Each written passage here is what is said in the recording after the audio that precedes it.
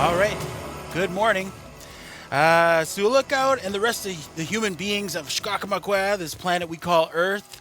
Elliott Doxtater-Wynn, Indigenous. My name is Elliott Doxtater-Wynn. You are listening to INDigital Voices right here on Wahsa Distance Education Radio Network from our studio in the downtown heart of Sioux Lookout, Ontario.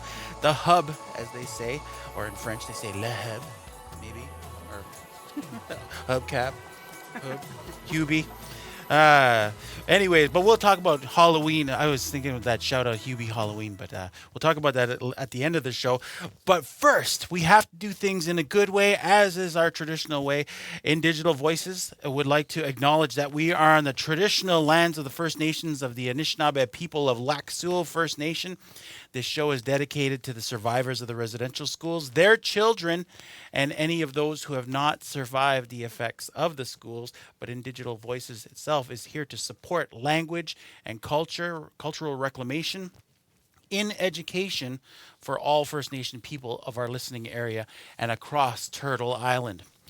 And as part of our harvest show. We're coming into the fall time. The fall time extravaganza. We're going to meet longtime residents of Sioux Lookout by way of Allen Water Bridge.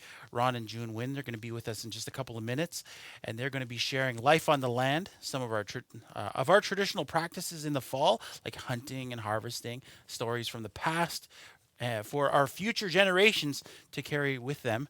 And so we'll get our packs ready and head out on the trail for some music and stories, and close out with a fond farewell. But for now, we'll be back in time with our fall celebration. Okay. Ooh, ooh, here comes the train from Allen Water. It's making its way in. But you're listening to INDigital Voices here on 91.9 in the greater Sioux Lookout area, or online through Zoom. Our links are available on the Wahsa Facebook page. You can also catch previous episodes on Wahsa YouTube at Wahsa Distance Education /playlists.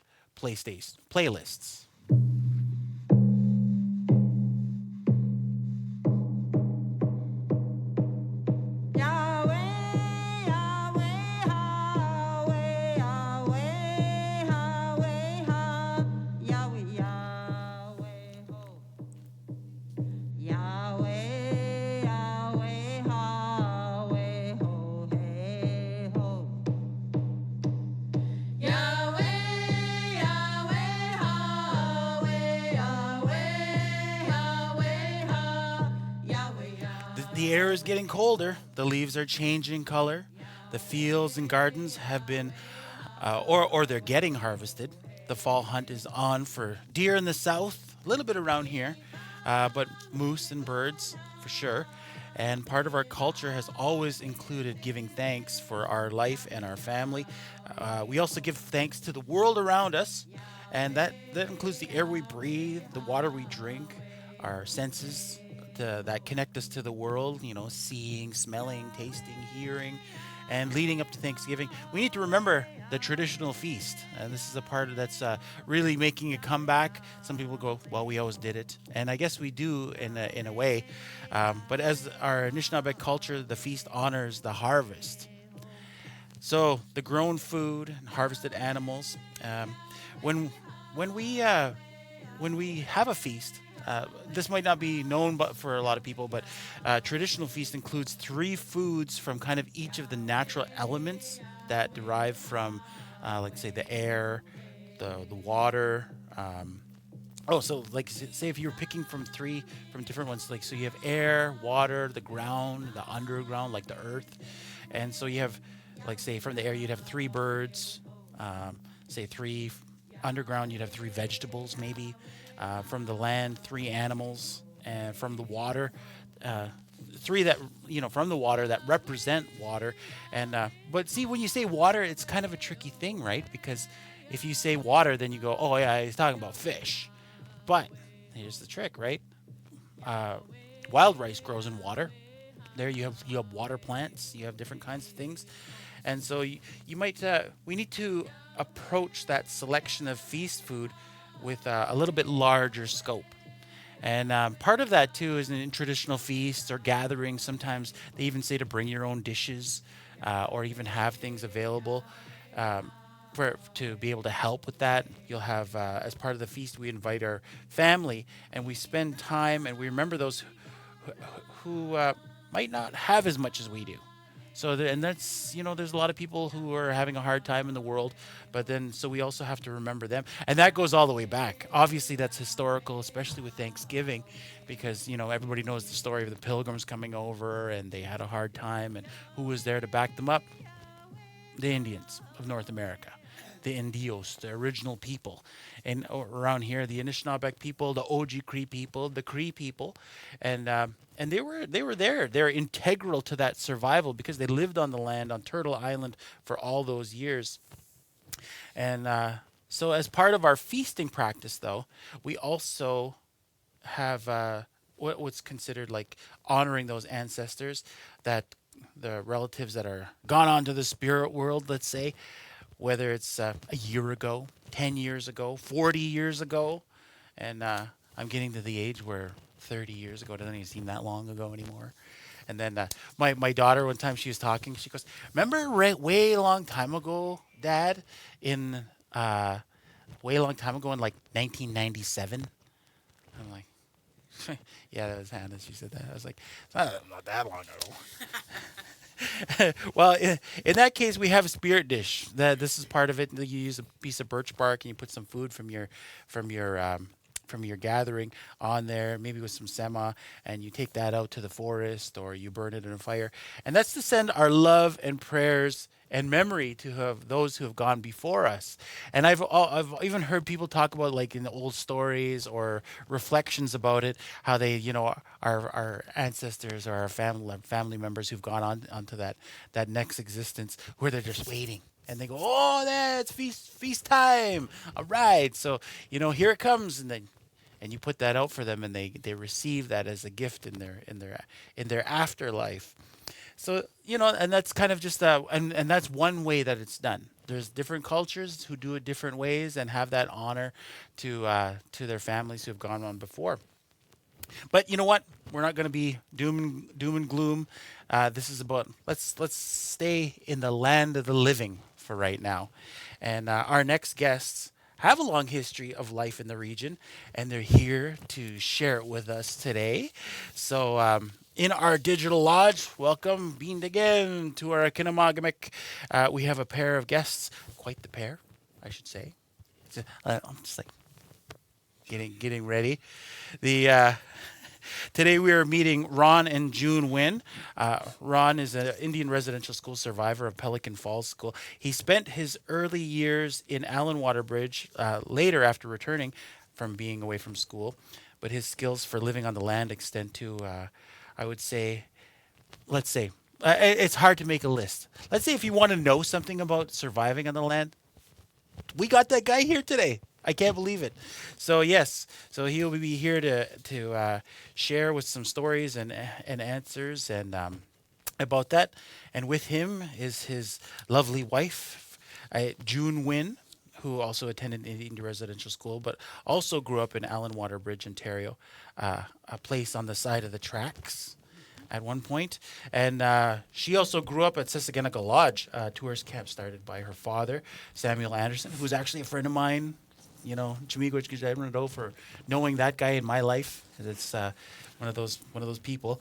But he started that very many years ago. But she would go on to become an Oji-Cree interpreter at the Indian Hospital here in Sioux Lookout, Ontario, and it would later transform into the health center it is today. Yeah. But she retired after 33 years, and to let you in on a little secret, that. She is, it's not too secret around here, I guess, but June is a master baker and has used her skills to feed her family over the years, as well as half a Sioux Lookout for that matter. People still bug me, oh, June, can you ask her if she can make something? It's like, but they're here to share some family stories, some of their stories of living on the land, and tricks and tips about the fall harvest and Thanksgiving. So, bonjour, being again, Ron and June. Welcome. Bonjour. Bonjour, Kanoa Kabazentamot, Kiet Nung, King. My name is June Wynn. I'm so proud to be here. I just want to share some stories when I was growing up as a child. in the trapping shack in Harmon Lake with my parents. There were days that Mom would skin the beavers all day long, and I wanted to do it too. And my mother would only spoke Ojibwe, didn't speak English, and she'd say,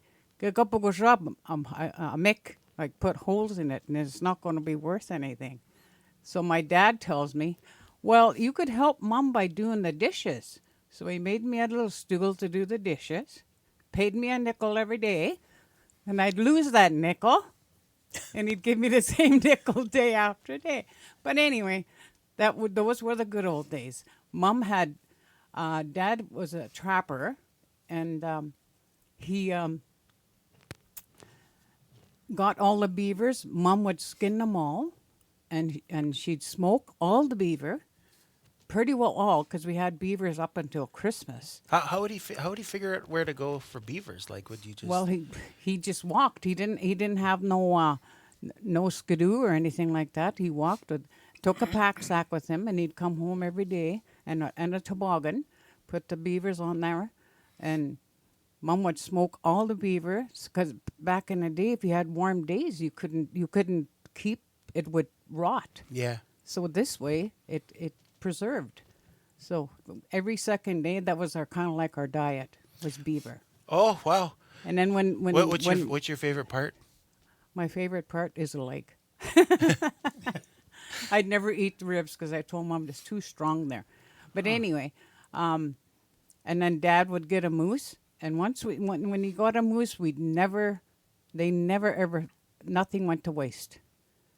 Mom had even cut all the fur off the moose head, chop it all up, put it in a big pot, and make, what do you call it? Head cheese. Head cheese. Made head cheese. Yeah. Yeah.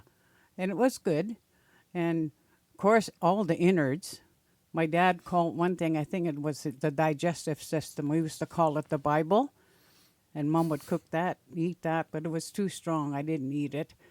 But the main artery of the heart, and we used to call it onagish. It's the large intestine of the moose. We'd flip it over and get some. What kind of sugar beak was it, Ron? Sugar Spruce. And we make a big fire and put that over the fire, and then put your moose gut on there. And on the spruce. On the spruce. Yeah. Oh, okay. And it gave it flavor. Mm-hmm. So, and that's what we did. And oh my God, that was good. And it's still good to this day. We just ran out to my brother's moose camp last night, and had some cultural delicacy. We had moose tongue, moose nose. It was delicious. And I took a bannock out there, so we had it with that. Mm. Yeah. So. Yeah. So like we're going back, like even say with like the beavers. So he's getting on the beavers. Yeah. Would different people do different things for it then? Like when you guys were processing it? Well, we that's what we enjoyed the most, because Mom always smoked it. Mm-hmm. But you can bake it and you can boil it. Yeah. Yeah, but never have I ever. You can even roast it. Well, you can roast it in the oven. The same thing with muskrat. Yeah. Oh my goodness, muskrat! But they were so tiny. Mom would have to go for like a half a dozen for our family, because there was 5 of us. Yeah. Yeah, because my 2 older brothers were in residential school, and there was only my brother next to me, Melvin, myself, and Doug. So that's there was enough for us to eat. So now you'd order chicken nuggets. Yeah. But so you'd have to get a 20-pack. But Yeah. back then you'd have to get a 12-pack of muskrats.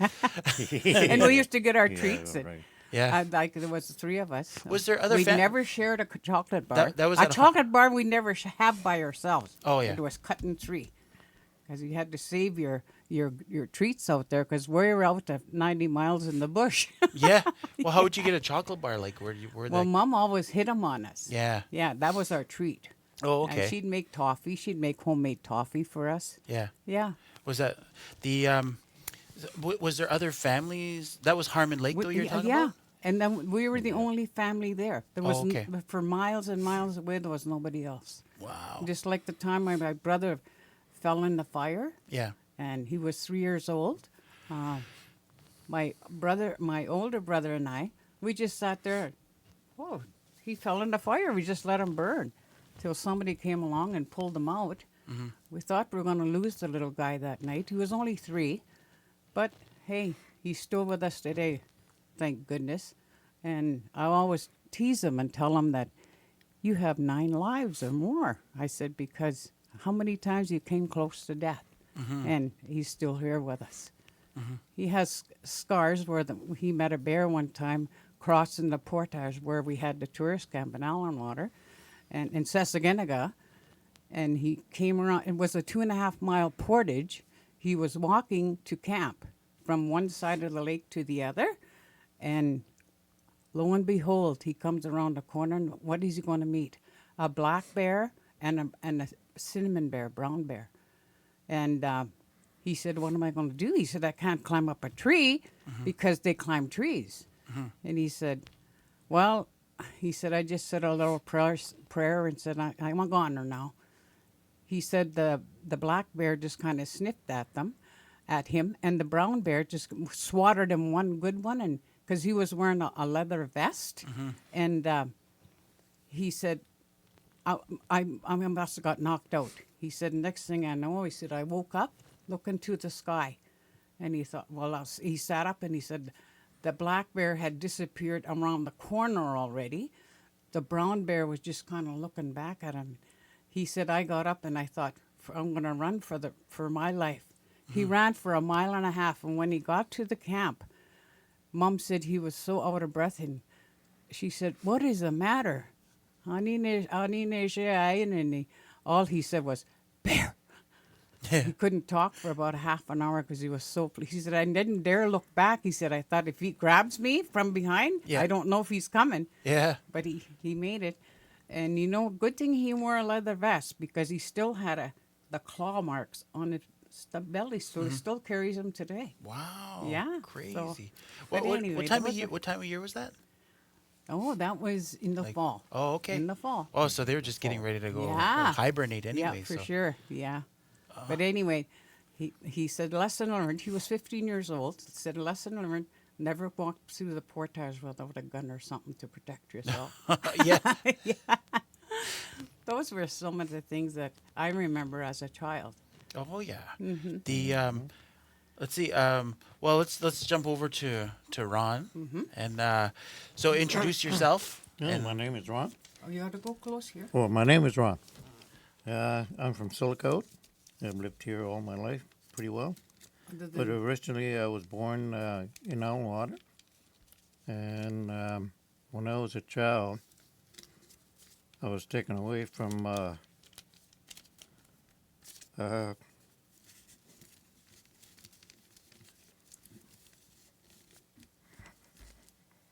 Oh, yeah.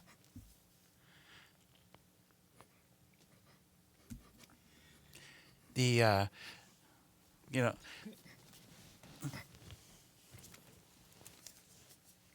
Hey, Grace, I'm sorry. I was 6 years old when I got taken away from my home. But I was gone for 10 years. And I didn't see my parents. But when he discharged me from residential school, I came back, and that's when I learned how to trap and hunt. But I did lots of learning when I was there. But my parents didn't teach me too much. But when I was 6 years old, my dad used to take me out hunting and trapping. And that's when I really learned a lot of things that my dad taught me. How to survive. And yeah, it's kind of lonely when you're away for 10 years from your parents. But I held myself together. And those are real hurting feelings for me. Memories. Not very good memories, son, when you went to residential school. But anyway, my husband and I have been married for 53 years.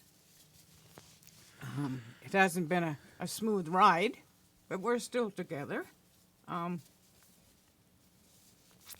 was just telling Ron the other day, I said,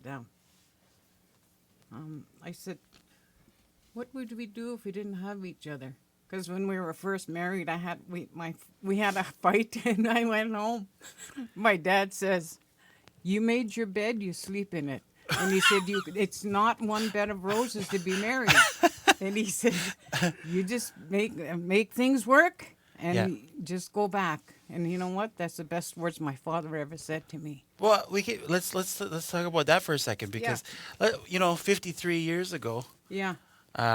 So you're starting to build your family now. Yeah, we're starting to build a Yeah, family. you're building your family. So then because part of I had mentioned on the poster, if anybody's seen the poster, I said that you guys had 5 generations. You kind of watched out for 5 generations because you had your parents who My you watched out for. My grandparents were there. Yeah. Yeah. And then you had your grandparents, your parents. Well, actually, even that was even before my knowledge too. So 6 generations for that matter. For sure. So you had your grandparents, your parents, you guys, your generation, then your kids and your grandkids, and now your great grandkids, right? And great grandkids now. Yeah. We got 5 generations now. So how do you approach that? Like, and then how do you approach that with like when you have your family? You take your family out because just so people know, you go to Allen Water still. Yeah, we still go to Allen Water. We have our camp in Allen Water, and which is paradise on earth for me, and Ron. Wynn's Landing. Yeah, Wynn's Landing. It's beautiful out there. As a matter of fact, we haven't went there as much this year as we have in the past because of doctor's appointments and the joys of getting old. But we're going out next week, and we're going to hopefully stay for 10 days and really enjoy life. And I told Ronnie, she had already getting some ducks because the last time we went out on a boat when we went with our grandson Haven, and Haven said he can't shoot ducks, but we took him fishing, and he forgot his shotgun. And lo and behold, there was 4 mallards. I said, "Oh my goodness, look at them! They just took off the water, and you could have got them all." Yeah. And then they see you. Because there was a time that we went out hunting, and he said, maybe I'll just get one. 1 shot, 3 ducks. Oh, just so good. Pro circuit hunter. Yeah, I was. I think he shocked himself because they all fell down and they flew up. Well, I remember that one time we were I was talking with Ron, and it was moose camp, and he goes, "Yeah." Everybody's like, "Oh yeah, I went shooting. I went driving around. I went shooting, and couldn't see anything." And I remember he says, he said, "Yeah, I bought 3 bullets. I already got 2 moose." That's the time I took you out. We got to go close to it. Yeah. When I took you down, that time you were asking me, how do you know where it's going to be most? Remember that time I shot that one? Coming out and he was telling you a story. This is the area they roam, eh? Yeah. Yeah. Yeah, tell us about that. Yeah, tell me. Okay. Anyways, I drove in there, and there was guys behind me. They're trying to beat us. Then Elliott asked me, and he says, "How do you know there's going to be moose there?" I said, "There's a little lake down there. They usually go down there in the evenings, and they come back out to the solid land." Sure enough, before I even said that, who comes up? A bull moose. And you told Elliott. And Elliott See, said, there's a moose "See?" right there. I remember he points at it like this, and he goes, it would be right around here, and just your hand was like pointing at it. It just, that was. So, anyways, I got out of the truck, and Hannah was with us. Hey, our yeah. granddaughter. So, anyways, I got out, took my gun, and went behind the truck over there, and then outside, I had a clear shot. 1 shot. I brought him down, and I was thankful to shemando up there, and I put tobacco on the ground after that. I was very thankful to. I'm going to feed my family That for brings the back winter. memories of the year we first got married. Yeah. Everybody's going hunting because I grew up. My brothers hunted every fall, so everybody's gone. Of course, we were young and partied the night before, and everybody's leaving, and we're just getting out of bed. And I said, now I guess we're not going to get a moose because everybody's gone. He goes, don't worry. He said, well, just go out anyway. So away we went.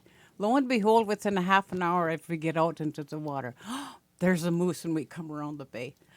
I said, there's a moose, and he says, okay, well, you take the motor. He says, and I'll shoot. Well, he shot that moose down, and I was just bawling. He says, don't cry. I said, well, you just killed that poor moose. He says, that's food in the freezer for the winter. It took me 8 years to even aim at a moose, let alone shoot it. I used to get Just buck fever. holding that moose hair. I know. I haven't bought her a gun there, so she can shoot the moose. Yeah, I had my own rifle, but I just didn't have the heart to shoot it. What's a good one? What's a good caliber for? I bought her a small one, 308. Yeah, but what is a good caliber? Yeah. What do you have right now? 30-06, and I have 300 Weatherbees. The Magnums. Yeah. How's the kick on those? They don't kick very much. You never think about gun kickbacks when you see an animal. It's loud. It's loud, but they're no good for brush gun. It's good for long range. I would stick with 30-30 any day. What's a good range to when you're How like? many yards? Because sometimes you see them way out, right? Yeah. And are you? Well, you mean the Magnums? Well, with any Oh, kind of gun. like you see if you see a moose 30-30 like is good for 200 yards. 200 yards. That's lots. That's about river distance, I guess. Yeah. Well, Yeah, my dad grew up with 30-30, and I still have it. My dad's gun, and it's an old rifle, but it means lots to me. You know, brings back memories of my brother and I think we were not even 10 years old. So we'll take the shotgun with us. And away we went in Sasagenaga when we were living there.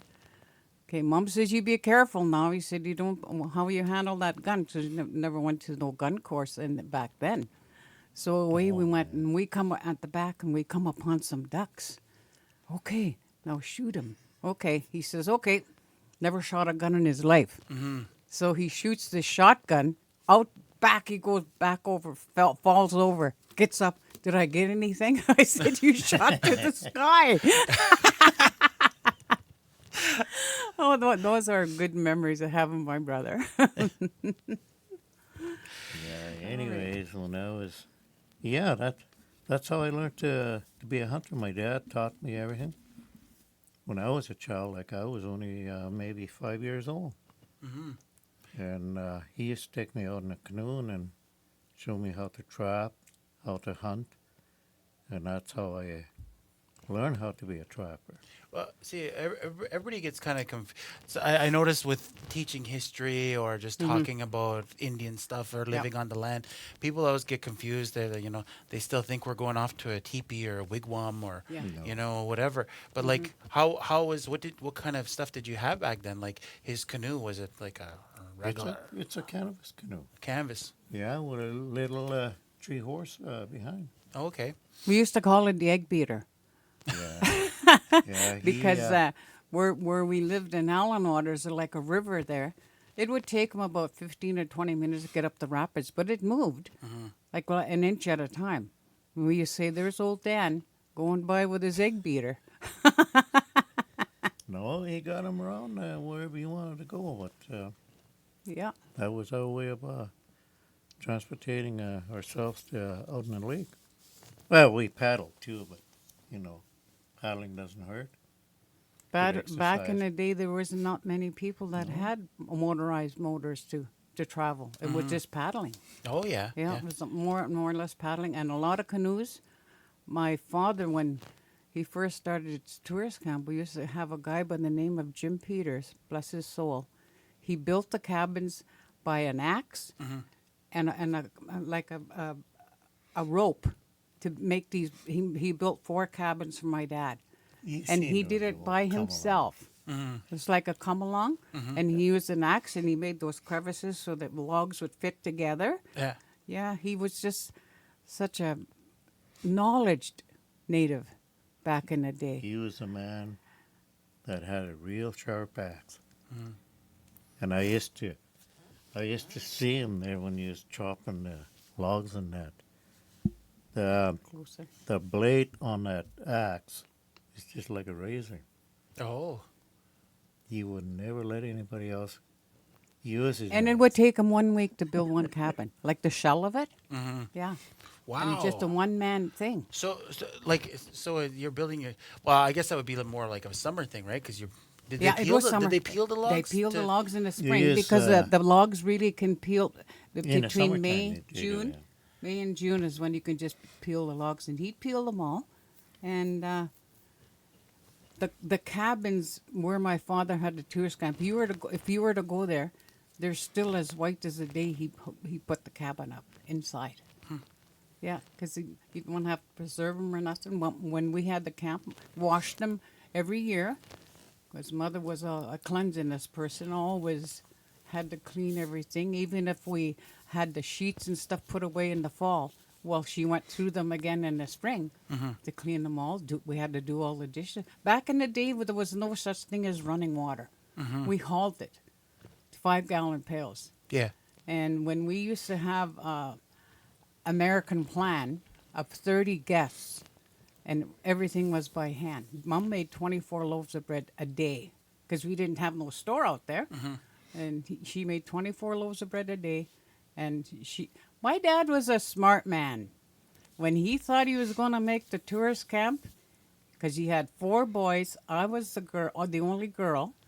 So he was the boss, Mom was the cook, the boys were the guides, I was the waitress. That was his labor. His labor. And Just I kept don't- on making staff. Yeah, Yeah. making stuff. No, Yeah, for actually, sure. actually, that was a real good camp. I really enjoy guiding Yeah. for your dad that time. Yeah. Well, That's how I learned about the Cecilia. and how to get And, there. I'll tell you a funny story. My Oh, husband, I'm yeah. married to him for 53 years. He babysat me way long before we got married. That's I after was like came out of 9 years school, old because yeah. he's 3 years older than me. My uncle had drowned in Wycliffe, and my parents wanted to go to a funeral, couldn't find a babysitter. Like we weren't like little kids or anything. They were little babies. My brother, I think, was 6, and I was 9. Melvin was 10 because we were only 9 months apart. So he came along, and he was, 13 or 14, Ron? Yeah, I was Anyway, 14, yeah. Yeah. He said, Ron, do you want to just stay with the kids? Like, just keep an eye on, make sure they don't burn the place up and stuff. So he babysat, and so he always told our girls, he said, I babysat your mom before I married her. You know what? We're going to take a little break there Yep. to let you guys have a little Yep. sip of tea or coffee. okay. But you know what? We have a special. This is a special pick from you, June. We were talking about Okay. this All earlier, right. Yeah. and it's a song called "Solid as a Rock." But what is it you like about this song? It just brings, it's a song about, I think, of me and my husband. You know, we're solid as a rock. Like I said, it hasn't been a smooth ride, but hey, we're still here together. And I'd never have it any other way. He's my mechanic. He's my everything. Yeah, And, it makes awesome soup. oh, Everybody, makes if awesome you get a soup. chance to try this guy's soup, there's. It's a thing, a beauty. Yeah. But you know what? Let's hear it. Let's hear this song. This is "Solid as a Rock" by Thomas McGuire and Fiona Ennis.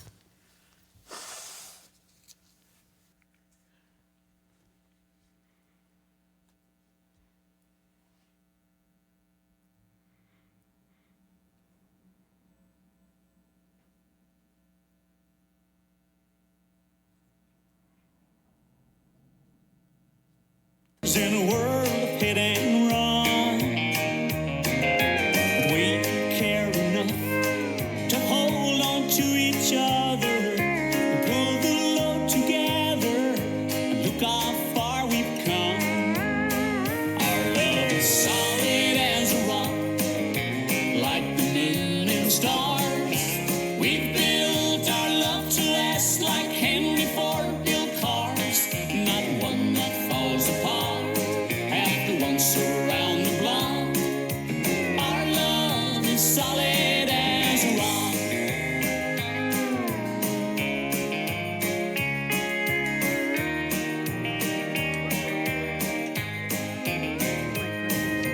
Through the years we've learned good things don't come easy. Life's a little crazy. Nothing's ever free. All the tears and turns ain't been no bed of roses. We're about as close as two hearts could ever be. Our love is solid as a rock, like the moon and stars. We've built our love to last like Henry Ford built cars. Not one that falls apart after once around the block. Our love is solid as a rock. Our love is solid as a rock, like the moon and stars. We've built our love to last like Henry Ford built cars. Not one that falls apart after once around the block. Our love is solid as a rock.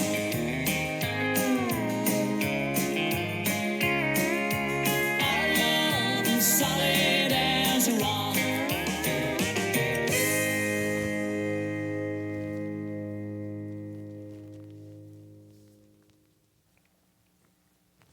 Well, we are back, and just to have full transparency, I am trying to turn on my phone, mostly because it's my special timekeeper. And but we are back here with Ron and June Wynn. If you haven't guessed by now, the Elliott Doxtater-Wynn part, the Wynn part is these guys. Yeah. And so part of my family deciding to keep both my name and the family name was to keep the name going. And Yeah, with because when we had Ronalda, she was the fourth girl. That was supposed to be our boy. That's why she's got part of her dad's name. Yeah. Because Ronald, Yeah. and she's Ronalda. We just put an A at the end of it. Yeah. And so You could have that's called her how she- Junior. She's like, no. She's like, no. We're- But anyway, Anyways, yeah. That's- Well, tell us. we Tell us always more. say that's our little boy girl. She's tough, that's for sure. Yeah. Yeah. Well, and then now Haven. You mentioned Haven earlier. He's Yeah. now the next boy in the line and Yeah, for keeping sure. it going. And well, now there's more. Well, I think I jinxed myself when I was having kids. I grew up with 4 brothers. I was the only one that cleaned house other than helping Mom. Mom would help me. And I nicely washed the floor, and guess who comes in? All the boys, and oh my God. I said they'd make a big mess, and I always said, when I start having kids, I never want a boy. I jinxed myself. I never did have a boy till my grandson came, 19 years ago? 19 years ago. 19 years Yeah. ago, yeah. The Yeah. oh, so well, let's go back to stories. Okay, What do you let's guys go what do you back guys to want to stories. talk? What do you guys want to talk about now? Wild rice picking. Wild rice. Oh, those were, we picked. I remember when we started picking, hon, that was Terry Fox Yeah, was back- running through Canada that time. And we were that was picking in the wild 80s, rice wasn't it? in Rice River That was around 82. 80s. or 82. something like that. We'll get the fact checkers over there to give us the year for yeah, Terry sure. Fox. And we back in the day we didn't pick we picked by sticks, thrashing sticks Canoe and and canoe and thrashing sticks. I was a paddler. He was a paddler and I did the thrashing. So I noticed just this is just a little cut in, but so what was some of the language? Because were you always speaking like English or like in that No. time you're like racing Well, and you're no, still like speaking that? We spoke both. Like when I was growing up at home, like I said, my mother couldn't speak English. So it didn't bother me. Like I spoke Mom in our native tongue all the time we spoke together. How I learned English was my dad speaking to us in English. And of course, Dad was a Ojibwe too, and he spoke the language. But I was 16 years old before I had to speak out of home my language. I had to think first when I went into this elder's home and try to think of, well, how am I going to say this? And I think that's where when I started interpreting 35 years ago, I used to have to think, well, this is how you say it. And then, you know what, as the years went by, the doctors used to commend me because they said, you don't even have to wait for me to keep interpret, like to listen to what he has to say. I interpret it as he spoke, from word to word. Yeah, because the doctors have always said, when you're interpreting, he said, don't leave some of the words out that I say because it could be important to me or the patient. And I observed sometimes my coworkers how they only thought what the important part of it was that they tell them, but no, yeah. And then but you were saying there's two languages. What's the two languages? Ojibwe and and Cree. Cree, and he's Cree. So then, okay, so let's go back to wild rice Yeah, now. wild rice. What's some of the language when you describe wild ricing and Wild ricing? Yeah. Well, you know, when we did wild rice, Ron Makatan, he danced on it. After we've singed it, we singe it first. We used to, back in the day, they used clay bowls. But with us, we used pails, you know. My grandparents used to make a clay bowl in Denoriwick because there's so much clay there. And my grandpa would dig a hole, make a clay bowl, let it dry in the sun. And then when he's done, he'd cover it. And the only time he'd open it up is when he wanted to go dance on the rice. Huh. Yeah, he went to go dance on the rice. Yeah. And he had a scooped it out into a long dish like this, and my grandma would shake it, shake all the husks off. Yeah. It took a long time. It did take a long time. It does. Because when he did it, I was the shaker, and You dance on it about 5 times, 4 or 5. 4 or 5 depending, times, and then you if did the there's husk in fine. there, You did the fine. you got to try and peel that off. Then I would shake it. you would shake it. Yeah. Yeah, I would shake it. And then when we're done that, you still have the odd husk on the wild rice. So you fine pick it. Sat there for hours and hours. If it wasn't At him, night. it was me at night watching TV and picking up the so it'll be totally clean. Yeah. And then after we're done that, and then you take a fan and you spill pour the wild rice with the fan blowing all the little extra husks that are on the fan 3-4 on times the like on the that. wild rice. Oh yeah. Yeah. So Until you don't see any that husk in there. yeah. Then the wild rice is cured. Well, how much wild rice would you have to get to survive well, like a family? If we got say we got 100 pounds of green rice, we'd end up with half. Yeah, 50 pounds. Yeah, 50 pounds of it. And how That's much would how they do it. Yeah, when they're measuring for Yeah. sale, I guess. And you see when you do it through factory, it's different because they really burn it black. Whereas we do it, it's kind of like white. It's not so dark. Yeah. Because and it doesn't take long to cook. Well, how much rice would a family need? Like, say if you're trying to Well, I don't know, living on, because there's a thi- lot of people who homestead now, right? And they're Yeah. trying to figure out how much you'd need. Yeah, because there's I think we'd go probably to 20, 30 pounds a year. Yeah, about Yeah. that. Yeah. But so we used to keep about 50 pounds. But Yeah. people would buy it off us. Yeah. Even the Okay. yeah, doctors. because to this day people are still asking, do we have wild rice? And they said we got rid of our machine last year. We don't go. We have our canoe at camp. There's a little rice field there, but there's hardly any rice that ever grows.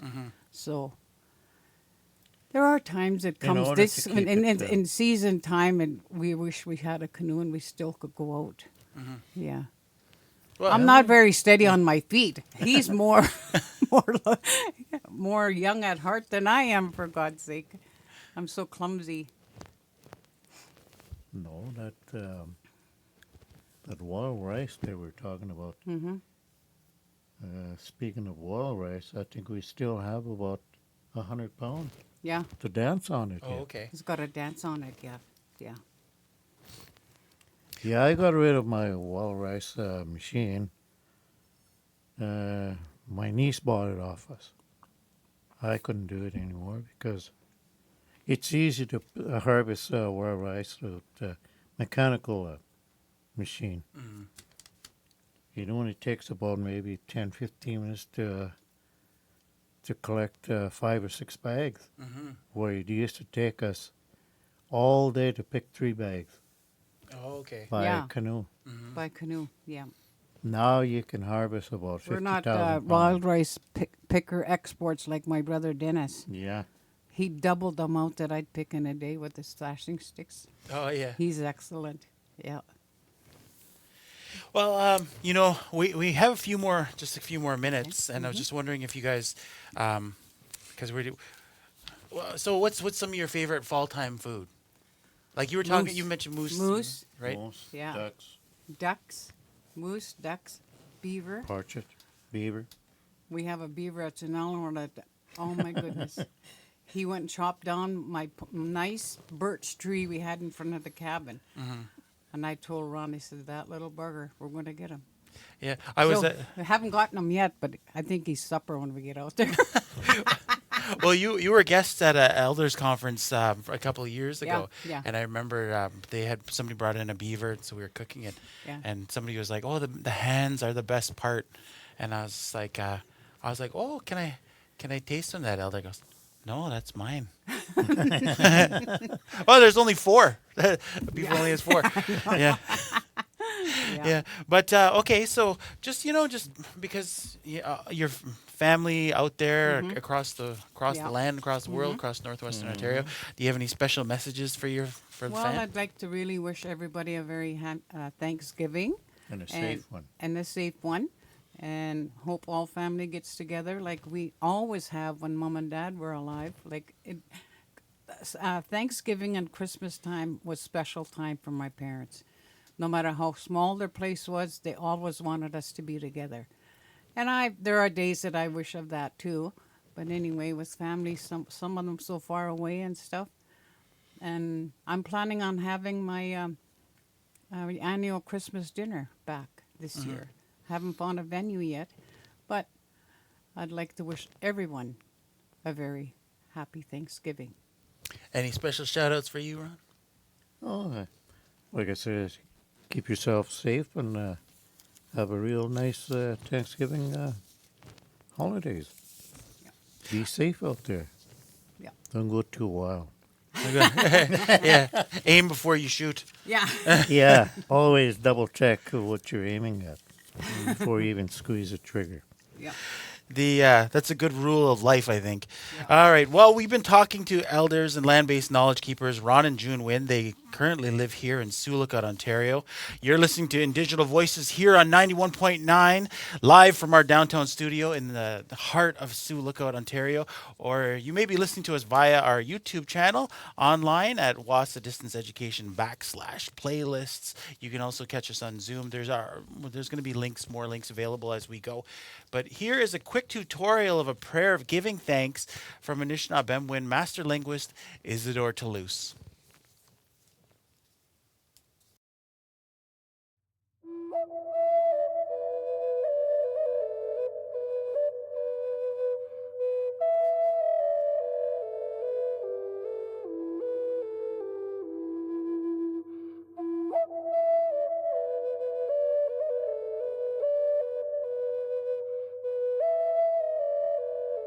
It's a simple prayer talking about land, and it's words that you already recognize.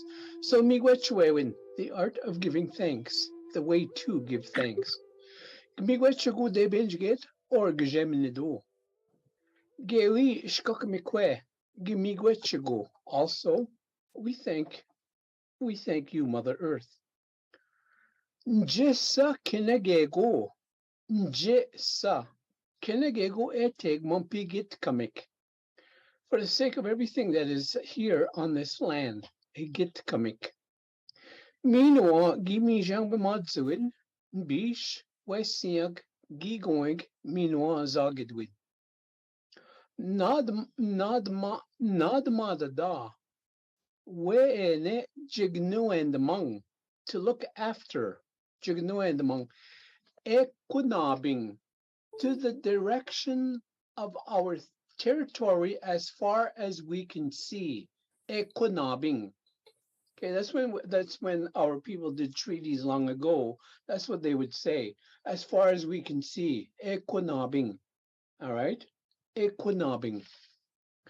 So equinobing mumpi a king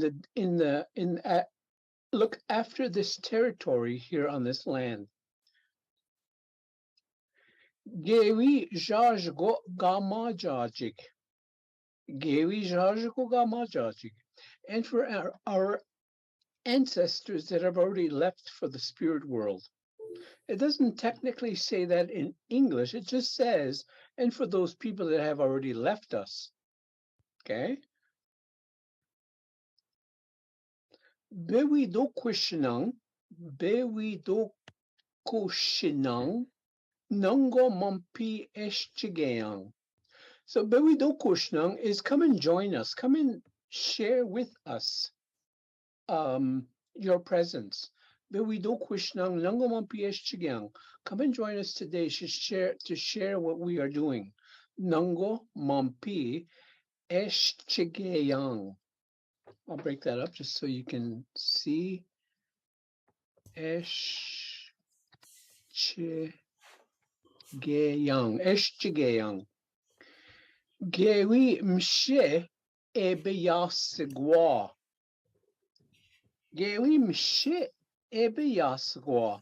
And this is for the children that are yet unborn. Okay?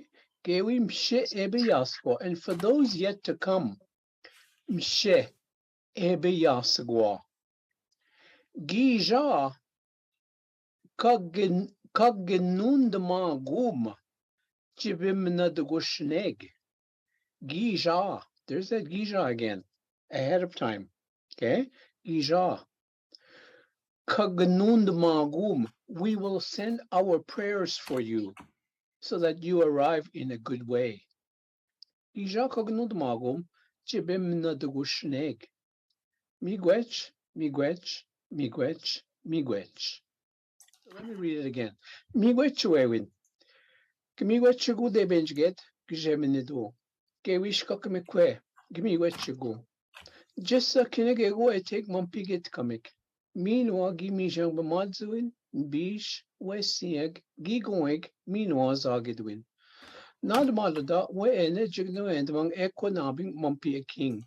Gewi Jashgo Gamajajik, Bewido Kushnang, Nango Mumpi Eschigayang. Gewim She Ebe Yasagwa. Gija, Kagnund Magum, Chibemena de Gushanek. Migwech, Migwech, Migwech, Migwech.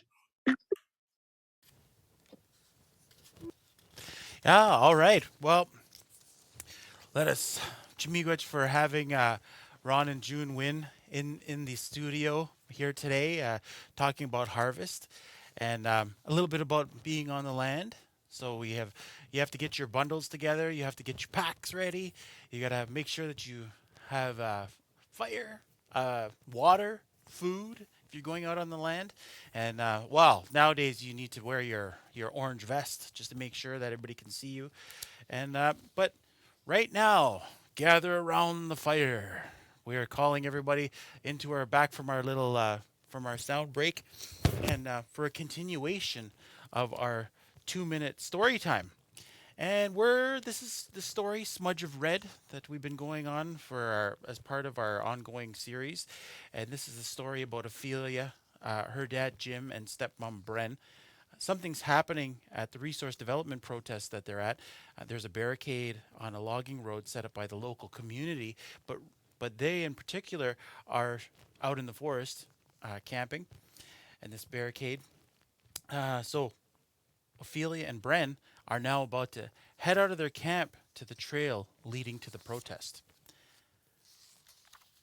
The zipper of the tent tears open with one crescent pull, Brenda throws one more armload of camp goods in. Hey, don't do that to the screen. You'll rip it. You ready? Nishin. Gadadej Kwazes. We can head over to see your dad. Ophelia climbs out of her bag, zips the tent shut, and hoists her backpack straps onto her shoulders as the duo head up the trail. Brenda loves that Ophelia is still small enough to want to hold her hand as they go. They are the last two in the encampment. Everyone else is down by the road. The distance and the trees make it almost completely silent. The meandering trail weaves around exposed roots. It follows small saddles and curves. The memories of spring runoff. There are no surprises on this trail.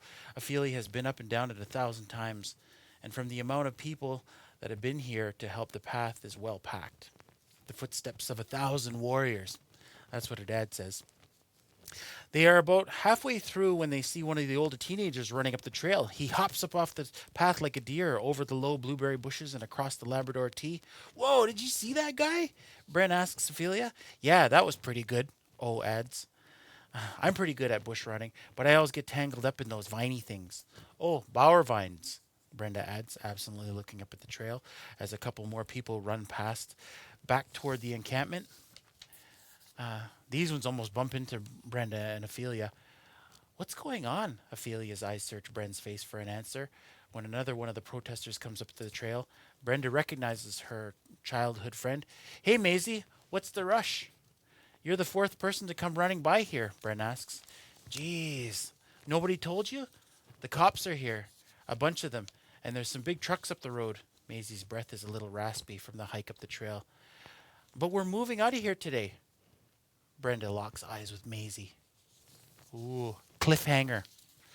All right. So, just so you guys know, next up in our next show will be in 3 weeks. We'll be back here for our Halloween special. Woo! Fall time is well on its way. And we have guest storytellers who are going to be here from the 4 directions. So we're having scary stories, spooky stories, scary legends. We're going to be talking about true histories, because those stories and legends are embedded in our history. So we're going to be having stories from across Turtle Island. We have a speaker who's coming all the way from BC, George Price. He's going to be talking, and we have Audrey DeRoy, who is an Anishinaabe from Lac du Mille, who's going to be, Anishinaabe, who's from Lac du Mille, who's going to be telling us some more regionally specific stories. And we have another one from southeast of here, Elliott Doxtater, who's a Mohawk storyteller and historian, and she's going to be sharing a story with us through that story. So yeah, it's going to be a good one. So scary legends and true histories of Turtle Island.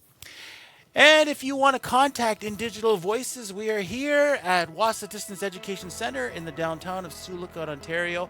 We are part of the NNEC family. But if you want to contact INDigital Voices, we have an email, INDigital Voices, all one word, little, at nnec.on.ca. And you can contact the Wahsa Distance Education Center for more information, like directly, for comments and questions. And but to close out our episode with love and gratitude, special thanks to the staff of Wahsa Distance Education Center, my northern niche, the Nietzsche over in the man in the chair, as they say in the movies, Mr. Tommy Kuzumchuk working the board, and his sidekick, J. Jonah Jameson, JJ himself, the big J, Jonathan Soriano. All right, well, we also have Chimigwech to Gajemnado, our creator of all things, for letting our voices breathe the air and our ability to share our breath over the airwaves with you out there. I'm your host, Elliott Doxtater-Wynn. Chimigwech for your time, attention, and especially your friendship as we move forward. Bama Biminowa, Kawabman. See you next time.